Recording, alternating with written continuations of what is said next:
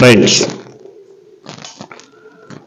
సుప్రసిద్ధ సినీ నిర్మాత దర్శకుడు రామ్ గోపాల్ వర్మ కేసులకు భయపడి ఆయన అజ్ఞాతంలోకి వెళ్ళిపోయారంటూ గత 2-3 రోజులుగా వస్తున్నటువంటి ప్రచారానికి స్వయంగా ఆర్జీవి తెరదించారు. ఆయన ఒక ఛానల్కి ఇచ్చిన ప్రత్యేక ఇంటర్వ్యూలో తాను బెదిరిపోలేదు, అదిరిపోలేదు, వణికిపోవటం లేదని స్పష్టంగా తెలియజేశారు. అంతేకాకుండా కేసులకు సంబంధించి తన అభిప్రాయాలను కూడా చెప్పారు. ఎప్పుడో ఏడాది క్రితం తాను ట్విట్టర్లో పోస్ట్ చేసినటువంటి అంశాలకు సంబంధించి ఇప్పుడు కేసులు పెడుతున్నారని, అయితే తాను ఎవరి మీద అయితే పోస్టులు పెట్టానని చెప్తున్నారో వాళ్ళు బాగానే ఉన్నారు, వాళ్ళ మనోభావాలు ఏం దెబ్బతినలేదు, వాళ్ళకి ఈ పోస్టుల వల్ల కలిగిన ఇబ్బంది ఏంటో కూడా చెప్పడం లేదు. కానీ థర్డ్ పర్సన్, మూడో వ్యక్తులు ఎవరో తమ మనోభావాలు దెబ్బతిన్నాయి ఆ పోస్టుల వల్ల అని కేసులు పెడుతున్నారని, అంతేకాకుండా ఒకేసారి అంటే ఒక 3-4 రోజుల వ్యవధిలో రాష్ట్రంలోని 4 ప్రాంతాల్లో, వేరువేరు ప్రాంతాల్లో వాళ్ళ మనోభావాలు దెబ్బతిన్నాయంటూ కేసులు పెట్టడం ఎంతవరకు సమంజసమని ఆయన ప్రశ్నించారు. అంటే ప్రపంచవ్యాప్తంగా జరుగుతున్నటువంటి పరిణామాల నేపథ్యంలోనే ఇక్కడ కూడా ఆంధ్రప్రదేశ్లో కూడా రాజకీయ నాయకులు పోలీసుల్ని, అధికారాన్ని ఒక అస్త్రాలుగా వినియోగించుకుంటున్నారు. కక్ష సాధింపుకు పోలీసుల్ని ప్రధానంగా టూల్స్గా వాడుతున్నారన్న అభిప్రాయాన్ని రామ్ గోపాల్ వర్మ వ్యక్తం చేశారు. అంతేకాకుండా కేసులు పెట్టడం కానీ లేదా కేసుల కోసం నోటీసులు ఇవ్వటం కానీ వీటన్నిటి విషయంలో తాను పోలీసులను నిందించడం లేదని, నాయకుల్ని కానీ పోలీసులను కానీ నిందించదలుచుకోలేదని, కానీ ఆ సెక్షన్లు ఎలా వర్తిస్తాయి అంటే ఎవరి మీదైతే తాను పోస్ట్ పెట్టానని చెప్తున్నారో వాళ్ళ మనోభావాలు దెబ్బతింటే నేరుగా అలాంటి సెక్షన్లను ఒక నిందితుడి పైన మోపేటువంటి అవకాశం ఉంది. కానీ థర్డ్ పార్టీ అంటే మూడో వ్యక్తులు ఎవరో తమ మనోభావాలు దెబ్బతిన్నాయి ఆ పోస్టుల వల్ల అని చెప్పడం వల్ల మరి ఆ రకమైన కేసులు ఎలా నమోదు చేస్తారు, ఈ కేసులు ఎలా వర్తిస్తాయని ఆర్జీవి ప్రశ్నిస్తున్నారు.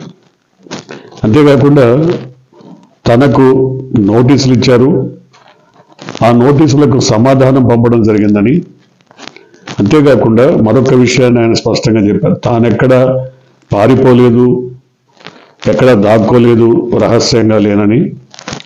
ఒక చిత్ర నిర్మాణం జరుగుతున్న సందర్భంగా దాంట్లో మధ్యలో ఆగిపోతే నిర్మాత నష్టపోతాడు కాబట్టి నిర్మాత నష్టపోకుండా ఉండడం కోసం తను దాన్ని ఎక్కడ బ్రేక్ చేయదలుచుకోలేదని, అంతేకాకుండా వ్యక్తిగత కారణాల వల్ల నేను పోలీసుల దగ్గరికి రాలేకపోతున్నానని తెలియజేశానని ఆర్జీవి చెప్పారు. పోలీసులు అత్యుత్సాహం ప్రదర్శించారని కానీ లేదా వారి విధి నిర్వహణలో ఏదో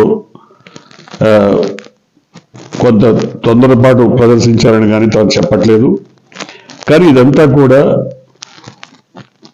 రాజకీయ నాయకుల ఒత్తిడి మేరకే జరుగుతున్నదని భావిస్తున్నట్టుగా చెప్పారు. అంతేకాకుండా ఇప్పటికిప్పుడు కొత్తగా పుట్టుకొచ్చినటువంటి ఈ కేసుల విషయంలో అంత తొందరపాటు అవసరమా?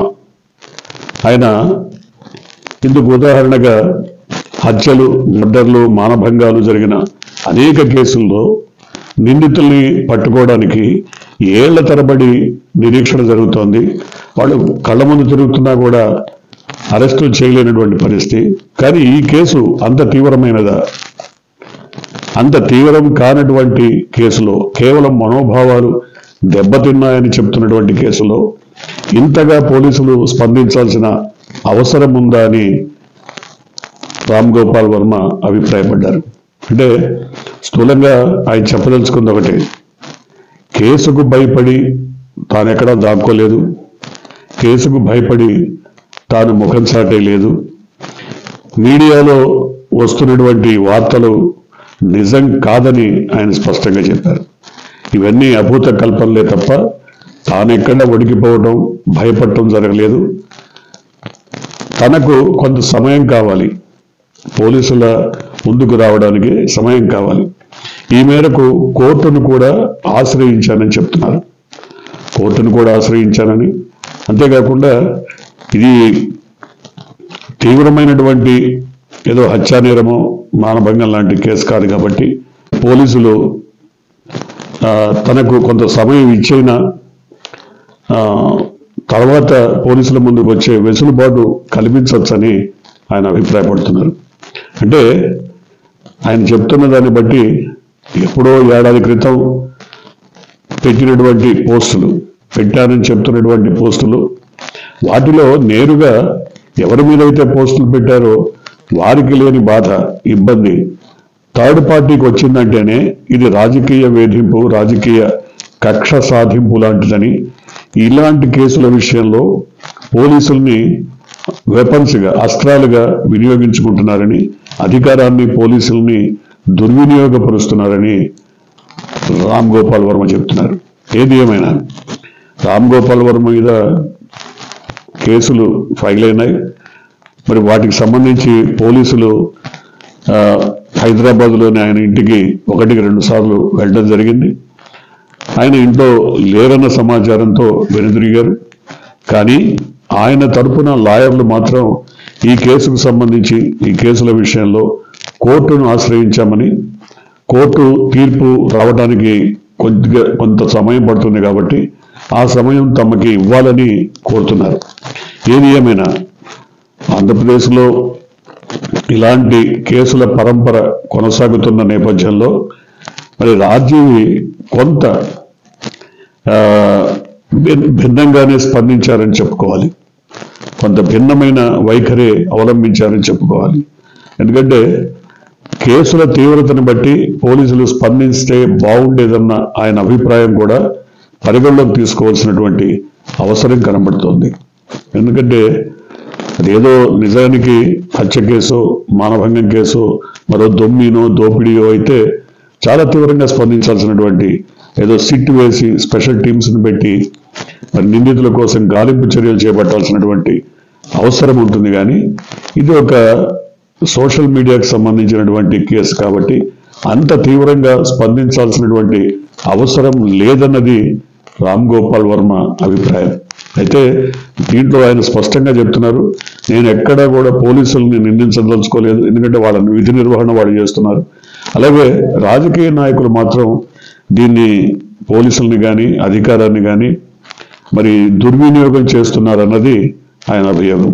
అయితే ఆయన త్వరలోనే పోలీసుల ముందుకి వచ్చేటువంటి అవకాశం కనబడుతోంది. ఈలోగా కోర్టు తీర్పు కోసం ఆయన నిరీక్షిస్తున్నట్టుగా కనబడుతోంది. చూద్దాం మరి ఏం జరగబోతుందో.